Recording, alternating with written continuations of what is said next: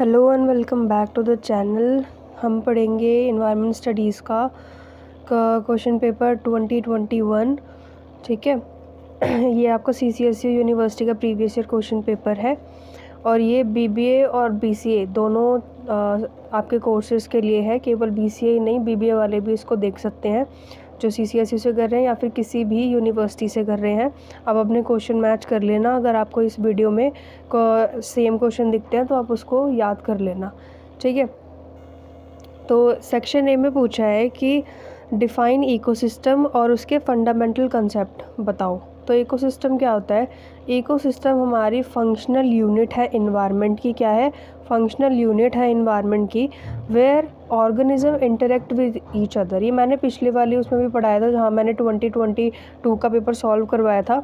तो आपका इकोसिस्टम का क्वेश्चन आया हुआ था, तो उसमें भी मैंने बताया कि जो ऑर्गेनिज्म है, हम लोग हैं या कोई भी जीव जंतु हैं, वो आपस में इंटरेक्ट करते हैं, चाहे वो लिविंग है चाहे वो नॉन लिविंग है। तो उसी को क्या बोल देते हैं? हम इकोसिस्टम बोल देते हैं। Both necessary for the maintenance of life on earth. अगर एक भी जो आपका लिविंग है, अगर वो मतलब कि जैसे टेरेस्ट्रियल इकोसिस्टम की बात करें, अगर आप ह्यूमन बीइंग ही नहीं है या फिर सपोज़ करो कि आपका एनिमल ही नहीं है, तो फिर आपका इकोसिस्टम किस काम का है ना। तो ऐसे ही हर चीज़ इसमें इम्पॉर्टेंट होती है। It includes plant, animal, micro organism. अब जो आपका इकोसिस्टम होता है वो प्लांट्स को इंक्लूड करता है, एनिमल्स को इंक्लूड करता है, माइक्रो ऑर्गेनिजम्स को इंक्लूड करता है। ठीक है। माइक्रो ऑर्गेनिजम्स कैसे? जो मक्खी मच्छर वगैरह होते हैं वो भी आते हैं इसके अंदर। And all other living things along with their non living environment. जैसे कि नॉन लिविंग एनवायरनमेंट क्या इसमें आइडिया दे रहे हैं आपको? सॉइल का, लैंड का, एयर का, वाटर का, डस्ट का, या और अदर पार्ट्स ऑफ नेचर का दे रखे हैं। ठीक है। ये सारा किस में आता है? आपको नॉन लिविंग एनवायरनमेंट में। ठीक है। लिविंग एनवायरनमेंट में क्या आएगा? प्लांट्स, एनिमल, माइक्रो ऑर्गेनिजम्स आएंगे। टाइप्स ऑफ इकोसिस्टम क्या क्या होते हैं? देखो, दो चीज़ में ये क्लासिफाइड होता है। ठीक है। एक होता है टेरेस्ट्रियल इकोसिस्टम, एक होता है आपका एक्वाटिक इकोसिस्टम। अब इन दोनों के अंदर ना फर्दर डिवीज़न हो रखे हैं, क्योंकि टेरेस्ट्रियल भी काफ़ी सारे आते हैं, लैंड वाले भी काफ़ी सारे आते हैं और एक्वाटिक वाले भी आते हैं। तो in ecology ecosystem are classified into different type based on the region. किस पे डिफरेंशिएट करते हो आप? रीजन के बेस पर और उनकी एनर्जी वगैरह के बेस पे, कि जो इकोसिस्टम में कितनी एनर्जी कौन कंज्यूम कर रहा है, उसके बेस पे आप क्या करते हो? डिवाइड कर देते हो इकोसिस्टम को। ठीक है। अब इकोसिस्टम डिवाइड हो चुका है टेरेस्ट्रियल और उसमें एक्वाटिक में। टेरेस्ट्रियल इकोसिस्टम क्या होता है? टेरेस्ट्रियल इकोसिस्टम आपको मिलेगा केवल लैंड पे, ठीक है, ज़मीन पर। और ये आपका वेरी करता है, मतलब कि डिफरेंट लैंड फॉर्म्स के डिफरेंट इकोसिस्टम होंगे। डिफरेंट लैंड फॉर्म्स मतलब कि क्लाइमेट के बेस पे, टेम्परेचर, है ना, हर जगह का अलग अलग टेम्परेचर होता है ना। किसी का आपका ज़्यादा कोल्ड वाला होगा, किसी का बहुत ज़्यादा गर्मी वाला होगा। टाइप्स ऑफ ऑर्गेनिज्म रिजाइडिंग, उस लैंड फॉर्म में कौन सा ऑर्गेनिज्म रिजाइड कर रह रहा है। ठीक है। द फूड चेन को, किसकी फूड चेन कहाँ होगी, है ना, मतलब अलग अलग होगी लैंड फॉर्म में, अलग अलग फूड चेन होगी, एनर्जी का फ्लो अलग अलग होगा और दूसरे फैक्टर्स भी आपके अलग अलग होंगे। फॉरेस्ट इकोसिस्टम अब टेरेस्ट्रियल के अंदर ही आते हैं ये, ग्रास लैंड, फॉरेस्ट और डेजर्ट इकोसिस्टम। डेजर्ट वाला मैंने इंक्लूड नहीं करा क्योंकि बहुत ज़्यादा बड़ा हो जाता, इसलिए मैंने छोटा ही लिखा। फॉरेस्ट वाले में क्या आता है? एक तो जो आपका इन्वायरमेंट होता है वो डेंसली पैक्ड होता है। ठीक है। डेंसली पैक्ड में आपके क्या होगा? फ्लोरा और फौना, फ्लावर्स आएंगे, एनिमल्स आएंगे, नेचर आएगा। तो ये होगा आपका फ्लोरा फौना, किस में आएगा? फॉरेस्ट इकोसिस्टम में। और इसके अंदर ही ऑर्गेनिज्म की जो क्वांटिटी रहती है वो बहुत ज़्यादा नंबर में रहती है। ठीक है। पर स्क्वायर किलोमीटर में जो ऑर्गेनिज्म की क्वांटिटी रहती है वो बहुत ज़्यादा हाई नंबर पे रहती है। It is important to conserve this ecosystem as many rare species of the earth are found here. सबसे ज़्यादा जानी पहचानी जो स्पीशीज़ होती हैं, जो हमने देखी भी नहीं है, नामचीन स्पीशीज़ जो होती हैं एनिमल्स की या किसी भी इंसेक्ट वगैरह की, वो आपको कहाँ मिलेगी? फॉरेस्ट में ही मिलेगी। तो हमको इसको कंजर्व करना चाहिए। तो ग्रासलैंड इकोसिस्टम क्या होता है? It mainly include shrubs, herbs and few trees which are not as dense as the forest. Forest की तरह इतना बड़ा चौड़ा नहीं है, बट हाँ उसके अंदर आपकी नेचुरल चीज़ें वगैरह आ जाती है, जैसे आपकी श्रब्स हो गई, हर्ब्स हो गई और कुछ पेड़ पौधे हो गए, तो वो इसके अंदर आते हैं। These basically include grazing animals, insectivores और हर्बीवोर्स। ये आपको ग्रेजिंग मतलब क्या होता है, खिलाना, ठीक है, खाना। अब ये जो एनिमल्स होते हैं वो आपके वेजिटेरियन वाले हो गए, जैसे काऊ वगैरह हो गई, तो वो आपके पेड़ पौधे तो खाती है, घास पत्ती तो खाती है, इसीलिए वो किस में आ गया, ग्रासलैंड इकोसिस्टम में आ गया। एक्वाटिक इकोसिस्टम क्या होता है? एक्वाटिक इकोसिस्टम कंसिस्ट करता है एनिमल्स और ऑर्गेनिज्म जो कि किस में रहते हैं, पानी में रहते हैं, वाटर बॉडीज़ में रहते हैं, जैसे कि लेक हो गया, ओशन हो गया, सीज हो गए, ठीक है, समुद्र हो गया, महासागर हो गया आपका। हाँ, मेरी वीडियो में ही छीको तुम, सबको मेरी वीडियो के अंदर ही छीकना है। amphibians, fish, sea creature all come under this ecosystem। मतलब कि यार इसको एडिट करना पड़ेगा, इट्स ओके, कोई बात नहीं। अब जितना भी आपको ये सारा का सारा फिशेस हो गई, सी क्रिएचर मतलब कि जो समुद्र के अंदर आपके एनिमल्स वगैरह रिसाइड करते हैं, उन वही सारे सी क्रिएचर में आते हैं, ठीक है, जैसे सी हॉर्स वगैरह हो गया, वेल हो गई और डॉल्फिन्स हो गई, ये सारी की सारी सी क्रिएचर्स में आएंगी। Since water is an abundance, organism survive using the oxygen dissolved in water. मतलब कि वहाँ के जो क्रिएचर होते हैं, अब वो ऑक्सीजन कैसे लेते हैं, ऑलरेडी पानी के अंदर जो ऑक्सीजन डिजॉल्व्ड होती है, घुली हुई होती है, उसी को वो ऑक्सीजन लेते हैं, ठीक है। मरीन इकोसिस्टम होता है इसके अंदर, फ्रेश वाटर इकोसिस्टम होता है। मैंने इसको ज़्यादा बड़ा करके नहीं लिखा क्योंकि ये केवल 5 नंबर में आया था, वीडियो ज़्यादा लंबी हो जाती है, इसलिए मैंने छोटा छोटा करके लिखा है। What are the reason of exploitation of natural resources. आपके जो नेचुरल रिसोर्सेज हैं वो कैसे ख़राब हो रहे हैं, उनके रीज़न बताओ। तो अब ये तो आपको आप तुक्का मार के भी लिख दोगे कि कैसे हो रहे हैं। एक सबसे पहला तो ये है कि पॉपुलेशन ग्रोथ हो रही है, कि जैसे जैसे आपकी पॉपुलेशन बढ़ती जा रही है ना, वैसे वैसे रिसोर्सेज की डिमांड भी बहुत ज़्यादा बढ़ती जा रही है, ठीक है। जैसे पानी हो गया, एनर्जी हो गया, रॉ मटेरियल हो गया, तो जिसकी वजह से जैसे ग्रो हो रही है पॉपुलेशन, तो वो जो आपके रिसोर्सेज है वो लिमिटेड है ना, नेचुरल रिसोर्सेज आपके लिमिटेड हैं। तो आप क्या करोगे, आपके जो नेचुरल रिसोर्स होती है वो एक्सप्लॉइट होना शुरू हो जाता है, ठीक है। दूसरा, मैंने इसमें डिफॉरेस्टेशन ऐड नहीं करा। डिफॉरेस्टेशन क्या है, वो भी तो एक तरह का नेचुरल एक्सप्लोटेशन ही है। नेचुरल रिसोर्सेज एक्सप्लोटेशन कैसे, क्योंकि जो ट्रीज़ हैं वो भी तो हमारे नेचुरल रिसोर्सेज में आते हैं, तो हम उसको काट रहे हैं, तो विच मीन्स हम क्या कर रहे हैं, एक्सप्लॉइट ही कर रहे हैं, तो उसको भी ऐड कर लेना। इकोनॉमिक डिमांड क्या होती है, जब आपका इकोनॉमिक डेवलपमेंट होता है ना, तो आपकी जो डिमांड होती है ओवरऑल, जो किसी प्रोडक्शन या नेचुरल रिसोर्स की डिमांड है वो बढ़ती जाती है।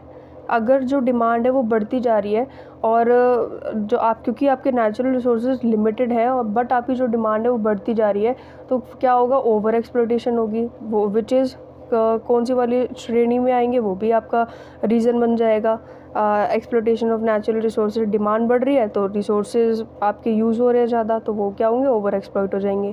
थर्ड है कि इंडस्ट्रियल ग्रोथ। अब जैसे जैसे आपका इंडस्ट्रियलाइजेशन भी बढ़ता जा रहा है तो इंडस्ट्रीज़ वगैरह को भी नेचुरल रिसोर्सेज की ज़रूरत पड़ती है ना, तो उसके लिए भी क्या हो रहा है, वो भी क्या कर रहे हैं, एक्सप्लॉइट कर रहे हैं नेचुरल रिसोर्सेज को। कैसे, जैसे कि इंडस्ट्रीज़ में exploit resources extensively to fuel production, often prioritising short term gains over long term sustainability. अब वो नहीं देखते हैं कि क्या चीज़ सही है क्या चीज़ गलत है, उनको अपनी फर्म के लिए, उनको अपनी कंपनी या इंडस्ट्रीज़ के लिए अच्छा लगता है ना, तो वो नेचुरल रिसोर्सेज को भी एक्सप्लॉइट आराम से कर देते हैं। वो आपका सस्टेनेबल डेवलपमेंट को नहीं देखते कि आगे चल के जो आपका फ्यूचर में यूज़ आया हो भी पाएगा, वो देख भी पाएंगे लोग बाकी ऐसा हुआ करता था या नहीं, वो यूज़ कर लेते हैं, ठीक है। प्रॉफिट मोटिव्स क्या होता है कि जो कंपनीज़ वगैरह होती हैं वो केवल अपने प्रॉफिट की तरफ चलती हैं, वो ये नहीं देखती हैं कि जो नेचुरल रिसोर्स है हमें उनको कंजर्व करना चाहिए या नहीं करना चाहिए। वो केवल और केवल अपने प्रॉफिट मैक्सिमाइजेशन की तरफ चलती है और वो ख़त्म कर देती है सारी चीज़ों को। थर्ड है कि आपको पॉपुलेशन प्रेशर के बारे में बताना है। वो क्या होता है, population pressure in environmental studies refer to the impact of human population size on the environment. Environment के अंदर ह्यूमन की जो पॉपुलेशन है वो बढ़ती जा रही है, उसके बारे में आपको बताना है, ठीक है। It encompasses the relationship between the number of people in a given area and the resources available to support their needs. उनकी नीड्स को भरने के लिए आपके पास कितने रिसोर्सेज हैं और उसी के ऊपर आपके ऊपर मतलब उसी के अंडर आप लोग कितने लोग हो, ठीक है, कितने सारे लोग हो जो रिसोर्सेज को यूज़ करोगे अपनी नीड के हिसाब से। आगे बात समझ में नहीं आए तो पीछे करके देख लो। रिसोर्स डिप्लेशन का मतलब क्या होता है, जैसे जैसे आपकी पॉपुलेशन बढ़ती रहती है ना, ऐसे ऐसे स्ट्रेन लग जाते हैं आपके नेचुरल रिसोर्सेज पे। स्ट्रेन मतलब कि वो चीज़ ज़्यादा यूज़ होनी शुरू हो जाती है, जैसे कि वाटर हो गया, लैंड हो गया, फॉरेस्ट हो गया, मिनरल हो गया। आप ऐसे नहीं कर सकते हो कि आपने एक घर ले लिया, ठीक है, आप उसको नेचुरल रिसोर्सेज बचा रहे हो, तो आप क्या कर रहे हो, 10-10 आदमी एक ही घर को ख़रीद रहे हो और एक ही घर में रह रहे हो। ऐसा नहीं होता ना, हर इंसान को अपना अलग घर चाहिए होता है। तो जैसे जैसे आपका पॉपुलेशन बढ़ती जा रही है वैसे वैसे आपके रिसोर्सेज भी ख़त्म होते जा रहे हैं। Land use change, increasing population often lead to change in land use. मतलब कि जो लैंड है, ज़मीन है, उसका आप अलग अलग तरीके से चेंज कर करके उस यूज़ कर रहे हो, including urbanisation and agriculture expansion. मतलब कि लेट्स से कि आपने घर अपना गांव में भी ले रखा है और आपने घर अपना यहाँ भी ले रखा है, अर्बन एरिया में भी ले रखा है। तो वो भी क्या हुआ एक तरीके से, जैसे पॉपुलेशन प्रेशर तो नहीं कह सकते हैं इसमें, बट हाँ इसमें आप ये कह सकते हो कि लैंड का ऑल्टरनेटिव यूज़ हो गया, ठीक है। This can result in habitat loss. अब ये जो लैंड यूज़ चेंज है उसकी वजह से क्या हो जाता है, आपका जो हैबिटेट है वो ख़त्म हो जाता है, डिफॉरेस्टेशन होने लगता है। फ्रेगमेंटेशन मतलब कि आपकी जो डिफॉरेस्टेशन और एक ही हैबिटेट लॉस, ये ज़रूर लिख के आना, बाकी लिखो ना लिखो, ठीक है। फिर आपका लास्ट में आता है पोल्यूशन।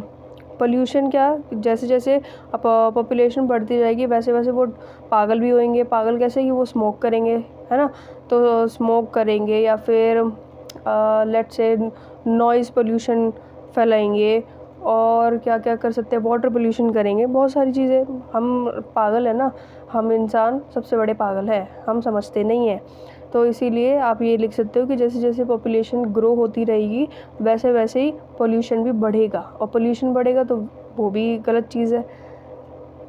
फोर्थ क्वेश्चन कौन सा है, डिफरेंट टाइप्स ऑफ पोल्यूशन। लो भैया, यही वाला क्वेश्चन आ गया। तो ये तो आपको पता ही है, एयर पोल्यूशन होता है, वाटर, नॉइस, थर्मल भी होता है, सॉइल पोल्यूशन भी होता है, बहुत सारे पोल्यूशन होते हैं, बट मेनली हम इसमें 3 पढ़ेंगे।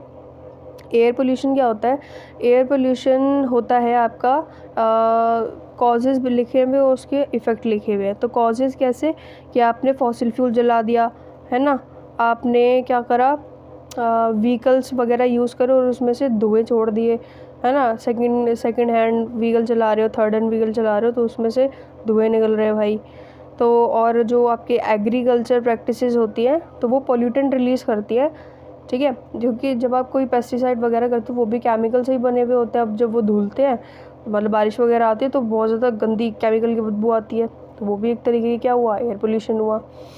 इफ़ेक्ट क्या होगा एयर पोल्यूशन का, कि आपको बीमारियां लग जाएंगी। बीमारियां कैसे लगेंगी, रेस्पिरेटरी, सांस लेने में दिक्कत होगी, कार्डियोवैस्कुलर डिजीज़, हार्ट की डिजीज़, अरे क्या हो गया मुझे, हार्ट की डिजीज़ हो जाएगी आपको, दिल की बीमारियां हो जाएंगी, ठीक है। क्लाइमेट चेंज होगा, इन्वायरमेंटल डिग्रेडेशन, इन्वायरमेंट को हानि पहुंचेगी। वाटर पोल्यूशन क्या होता है, कॉजेज़ और इफ़ेक्ट इसके। वाटर पोल्यूशन होता है जब आप पानी के अंदर गंदी गंदी चीज़ें डाल देते हो, जैसे कि आपने डिस्पोजल डाल दिया, फेंक दिया, पन्नियाँ फेंक दी उसके अंदर, है ना, केमिकल्स वगैरह छोड़ दिए उसके अंदर, पानी के अंदर, तो वो चीज़ें क्या होगा, पानी को पोल्यूट करती हैं। इसका इफ़ेक्ट क्या होगा, कि जो उसके अंदर लाइफ सर्वाइव कर रही है ना हमारी फ़िशेज़ वगैरह, उनके ऊपर बहुत गंदा इफ़ेक्ट होगा। तो प्लीज़ आप उसको ना करें, पानी के अंदर चीज़ें ना फेंकें। नॉइज़ पोल्यूशन क्या होता है, नॉइज़ पोल्यूशन होता है, ये ज़्यादातर आपको सिटी एरिया में ही मिलेगा। ट्रैफिक का एकदम धड़ाधड़ आपको हॉर्न सुनाई देंगे, ठीक है। तो वो चीज़ भी किस में आती है, आपकी नॉइज़ पोल्यूशन में आती है। नॉइज़ पोल्यूशन होता है वो पोल्यूशन जो आपके कानों को इफ़ेक्ट कर रहा है, ठीक है, जिसकी अब इसका इफ़ेक्ट क्या होगा, इसका इफ़ेक्ट क्या होगा, हियरिंग इम्पेयरमेंट, कि आप अधबहरे हो जाओगे, मतलब कि बहरे हो जाओगे। फिर है स्ट्रेस, स्लीप डिस्टर्बेंस, आपको सोने में बहुत ज़्यादा दिक्कत आएगी, है ना। और इसका नेगेटिव इम्पैक्ट भी होता है वाइल्ड लाइफ में, मतलब एनिमल्स को भी बहुत गंदा इफ़ेक्ट करता है ये। फिर है कि आपको ऐसे लिखना है मैन और एनवायरनमेंट रिलेशनशिप के बारे में। तो ये रहा चौड़ा मैंने ग्रंथ ही लिख दिया इसमें। Our connection with the environment is like a close friendship. जो आपका कनेक्शन है एनवायरनमेंट के साथ में, एक बहुत गहरी दोस्ती की तरह है, कभी कभी अच्छी होती है, कभी बुरी होती है। तो पॉजिटिव साइड अगर देखेंगे तो nature provide us with everything we need. जो आपका नेचर है वो हर चीज़ प्रोवाइड करता है, सांस लेने के लिए हवा देता है, पीने के लिए पानी देता है और बहुत अच्छी जगह देता है आपको। But there is a problem, एक प्रॉब्लम है कि as a population gets bigger, हमारी जो पॉपुलेशन है, जनसंख्या है, वो जैसे जैसे बढ़ती जा रही है, we start using too much of nature's gift. जो नेचर ने वो गिफ्ट दे रखे है ना, ये अच्छी सांस दे रखी, मतलब अच्छी हवा दे रखी है, पानी दे रखा है, तो हम उसको ना बहुत ज़्यादा टेकन फॉर ग्रांटेड ले लेते हैं ना, कि भाई करते हैं ना बड़े तरीके से, खाली करते हैं इसको। तो it's like taking too much from a friend without giving anything back. ऐसा हुआ कि आपने फ्रेंड से वो चीज़ें तो ले ली, लेकिन आपने उसको वापस खुद में दिया नहीं है, रिटर्न गिफ्ट नहीं दिया, ठीक है। Our cool gadgets and machine makes life easier. जो आपके कूल गैजेट्स हैं उन्होंने आपकी जो लाइफ है बहुत आसान बना दी है, but they also harm nature. लेकिन वो आपके फ्रेंड को बहुत ज़्यादा हार्म कर रहे हैं, नेचर को बहुत ज़्यादा हार्म कर रहे हैं। दिस मेक्स आर इन्वायरमेंट सिक, जिसकी वजह से जो आपका इन्वायरमेंट है वो बहुत ज़्यादा बीमार होता जा रहा है। क्लाइमेट चेंज हो रहा है, एनिमल अपने घर खो रहे हैं, है ना, पोल्यूशन ही पोल्यूशन हो रहा है हर जगह। तो एक गुड न्यूज़ है कि अब हम जाग रहे हैं और हम एनकरेज हो रहे हैं इन सब चीज़ों को रोकने के लिए। तो people are trying to use fewer resources, protect nature and make smart choices. We need to treat our environment like a best friend. हमको environment को एक best friend की तरह देखना चाहिए, हमें उसको protect करना चाहिए, हमें अच्छी अच्छी choices बनानी चाहिए, है ना, और अपने resources को कम से कम यूज़ करना चाहिए, जितना हमें ज़रूरत है उतना ही करना चाहिए। Taking care of it so it can take care of us. हम उसकी केयर करेंगे तो वो हमारी केयर करेगी, है ना। तो ये क्या हुआ है, बैलेंस फ्रेंडशिप हुई नेचर की और हमारी। बस आगे का जो सेक्शन बी और सेक्शन सी है वो हम अलग अलग सेपरेट वीडियो में कवर करेंगे। और प्लीज़ यार, मैंने ब्लॉग में सारी चीज़ें डाल रखी हैं, ब्लॉग जाके देखिए। वैसे मैंने इसका ब्लॉग नहीं डाला है, मैंने अपने आने वाले सेमेस्टर की वीडियोस का ब्लॉग डाला है, जिसमें आप ऑर्गेनाइजेशन बिहेवियर और डिजिटल इलेक्ट्रॉनिक्स और पता नहीं क्या क्या चीज़ें पढ़ोगे, सी प्रोग्रामिंग। तो प्लीज़ उसको ज़रूर अपने दोस्तों को शेयर करना। इसको सब्सक्राइब करो ना करो कोई दिक्कत नहीं है, बट उसको छोड़ना मत, ठीक है। लेकिन इसको भी मत छोड़ना, खैर इसको भी सब्सक्राइब कर देना और ज़्यादा से ज़्यादा इस वीडियो को शेयर करो। जिस दोस्त की आपको लगता है कि मेरा बेस्ट फ्रेंड है, उसको कुछ नहीं आता एनवायरनमेंट स्टडीज़ में, प्लीज़ उसको जाके मेरी वीडियो शेयर कर दो। बेचारे का भला हो जाएगा, वो पास हो जाएगा, तुमको दुआ लगेगी, तुम स्वर्ग में जाओगे, ठीक है। Thank you for watching this video. मिलते हैं नेक्स्ट वीडियो में।